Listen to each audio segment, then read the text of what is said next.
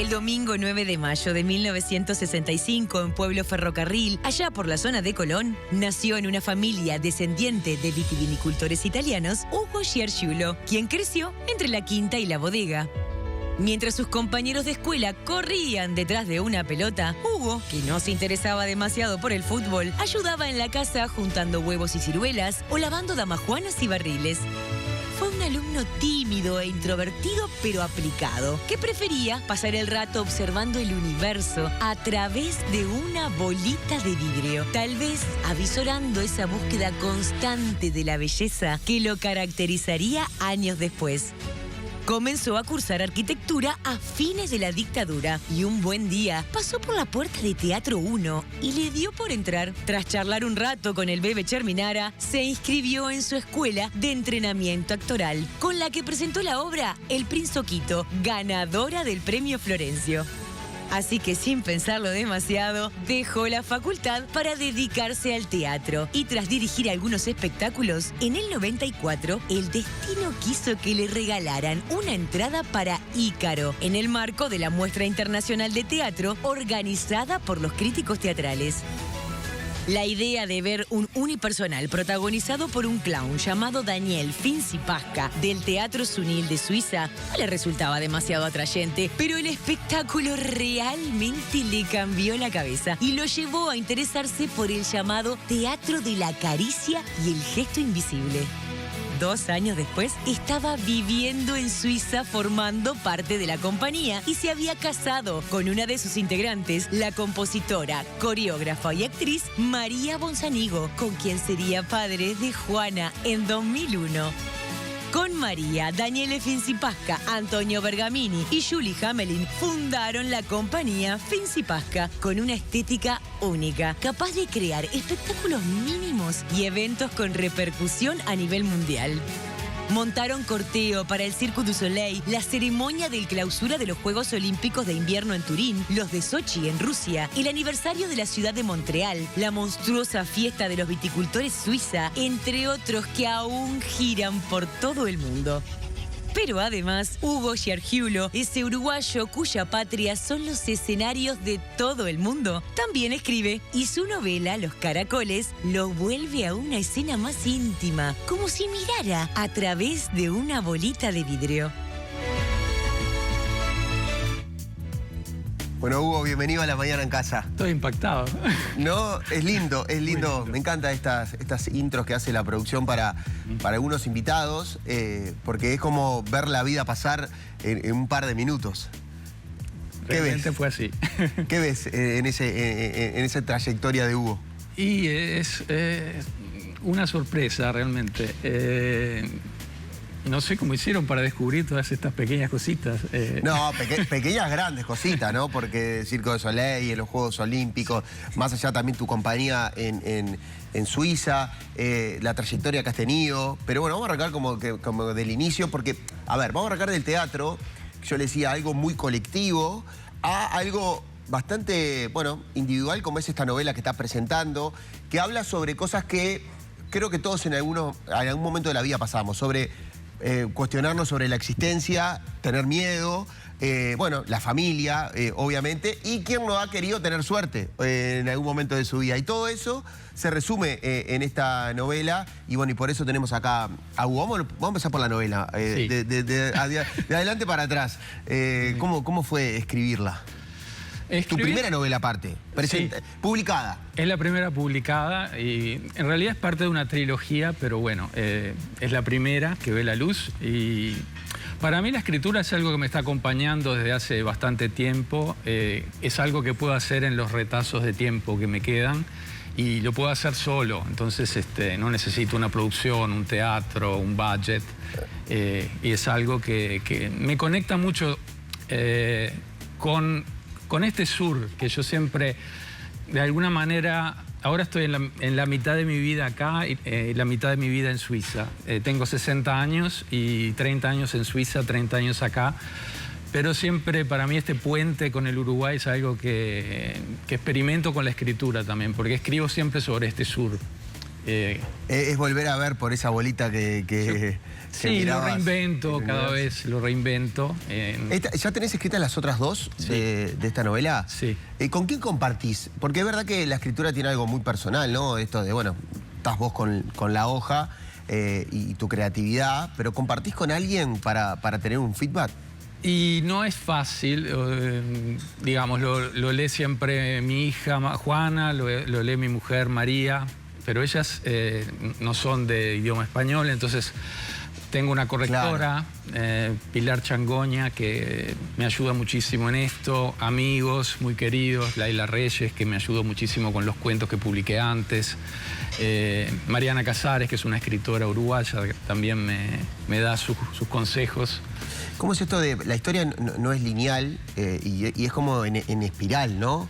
Sí. ¿Cómo fue escribirla de esa manera? Es un poco la estructura que me planteé ya desde el inicio, que fuera como esta espiral de los caracoles, y que es un poco la espiral de la vida. La espiral áureo, ¿no? También tiene la razón áurea.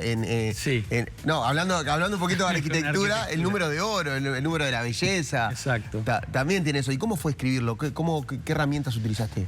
Yo parto siempre desde una imagen. En realidad, la novela habla de un pueblo un poco inventado, pero que son muchos pueblos que uno puede reconocer. Un pueblo en la costa, en Rocha, probablemente muchos dirán, es Punta del Diablo, no, es Cabo Polonio. No hay autos, entonces debe ser... Claro, vas como identificando, también está bueno. Debe ser la Barra del Chuy, no. Depende al lector qué contexto le da, ¿no? Exacto. Y parte realmente de una observación. Yo estaba en Punta del Diablo y veo a este perro con el pañuelito, que es uno de los protagonistas de la novela, un poco un alter ego del protagonista. Es un perro abandonado, pero con un pañuelito. Entonces, ¿por qué tiene un pañuelito? Ese abandono, pero dejándole algo que de alguna manera dice... Es un perro bueno, es un perro que no hace nada, trátenlo bien, ayúdenlo, yo no pude. Y este perro que busca un dueño que no encuentra. Vas a estar acá presentando el 3, ¿no? Voy a estar en el INAE, ¿El 3? Sí, en la primera presentación. El 3 de septiembre, el 10 de septiembre. El 10 de septiembre en Alfabeta. ¿Y el 13? Y el 13 va a ser en el Maldonado, en el Museo Maca. Obviamente que te dedicaste a la arquitectura, dejaste, ¿no? ¿No terminaste? No terminé. No terminaste. Después aparece esa amiga que vas a acompañar al teatro, a una clase de teatro, Sí. con Cherminara, Sí. con Luis Herminara, y ahí entras en ese mundo. ¿Qué importante fue esas... Fue un año, el 88 en ese momento fue un año que para mí fue como entrar era un garage ahí en la calle Rivera, hoy día creo que sea la farmacia de alguna mutualista. Y como Bebe decía, espacio, realmente fue entrar en otro espacio y a partir de ahí todo fue no una línea recta, sí una espiral, pero que empieza en esa puerta de garage.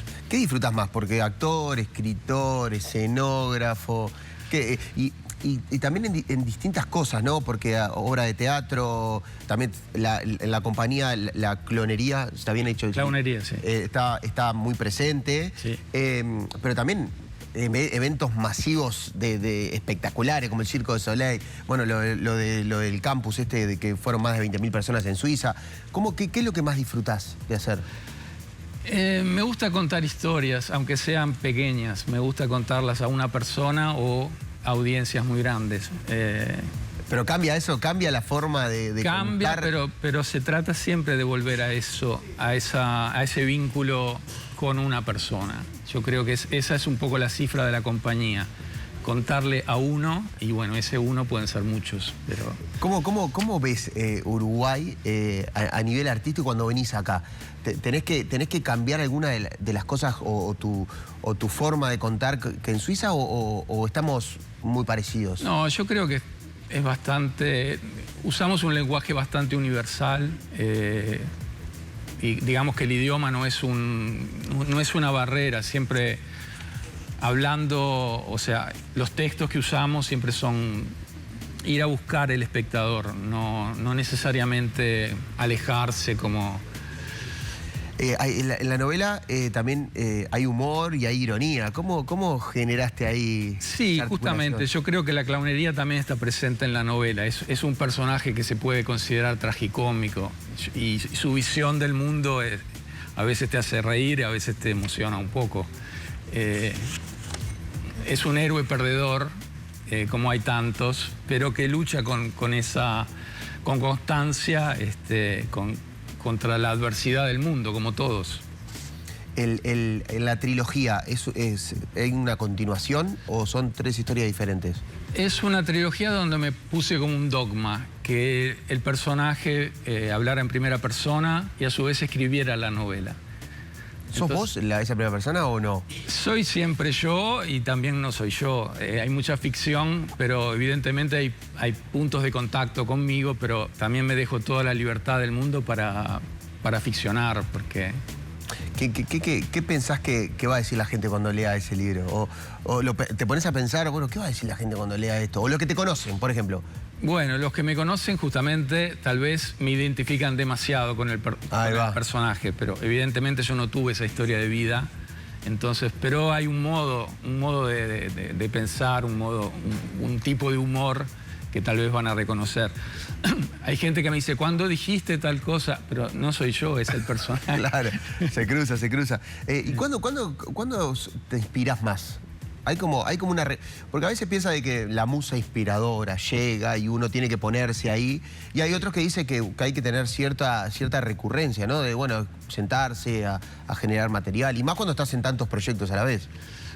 Yo creo, a mí son las imágenes que a veces enseguida me quedan como una fotografía mental. Y como dice en parte el libro, como esos chiquilines que buscan caracoles, caracolitos, cangrejitos y los ponen en un baldecito, voy guardando estas cosas, estas imágenes, y a veces las voy asociando entre sí y escribo media página y a partir de ahí después empiezo a crear una estructura.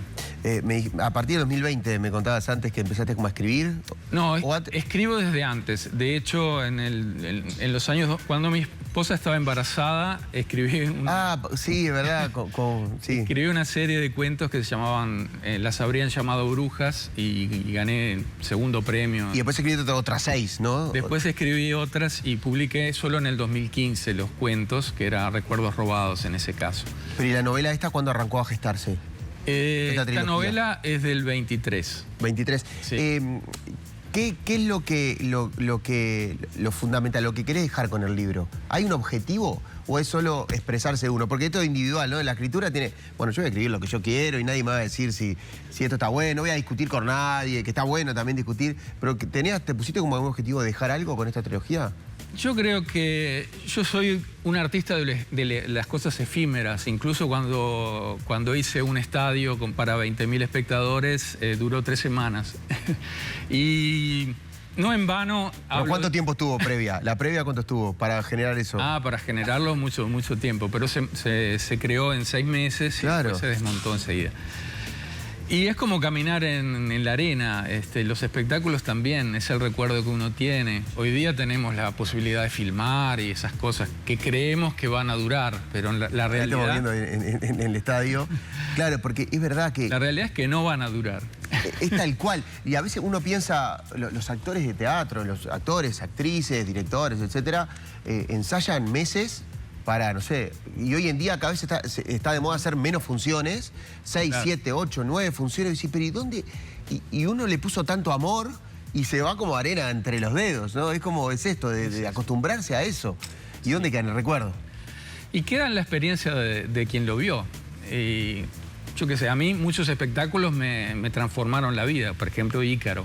Entonces, bueno, yo creo en ese poder transformador de las cosas. A alguien le va a tocar en algún lugar. Entonces, ¿cuándo vamos a ver algo de esa, como Ícaro decías recién, algo así acá en Uruguay? Estamos tratando de volver con mucha fuerza. Sí, estamos tratando de volver.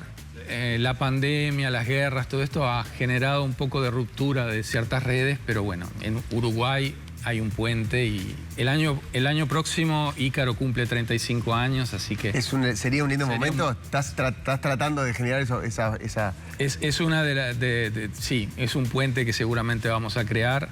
Y también las últimas producciones que no pudieron llegar. Ahora tenemos un espectáculo bellísimo que se llama Titizé en Venecia. Es un espectáculo que es creado como un homenaje a Venecia. Y sería buenísimo que viniera a Uruguay como vinieron La Verità y Donca en su momento. La verdad que, Hugo, es un placer conversar contigo. Vamos a repetir que las presentaciones van a ser el 3 de septiembre a las 7 de la tarde, 19 horas, en el Instituto Nacional de Artes Escénicas, el INAE. El 10 de septiembre también a las 19 horas en Alfabeta. Sí. Y el 13 en Maldonado, en Maca, en el Maca. Así que, bueno, pueden ver y bueno, y me imagino que se la pueden comprar también, esta novela, ¿no? Sí, sí, ya está en librerías. ¿Y cuándo salen los otros? ¿Hay fecha para la trilogía o es...? No, todavía no. Todavía no, pero ya están prontas. Están prontas. Están prontas. Bueno, Hugo, un placer, de verdad. Muchas gracias. Nos vamos al Teatro Solís, qué lindo teatro, de hablar con Hugo porque está Yulay.